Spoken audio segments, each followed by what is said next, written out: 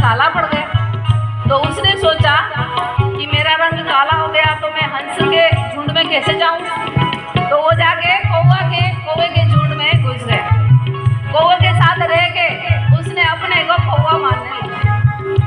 एक दिन कौवे के झुंड उड़ के जा रहे थे और राजहंस आसमान में ऊंची उड़ान भर रहा था।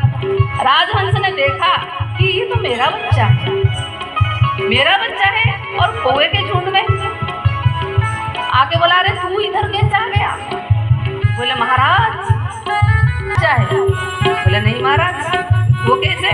आप तो, आपका शरीर तो धवल सफेद है, इतना तेजमय चेहरा है, मेरा तो शरीर काला है।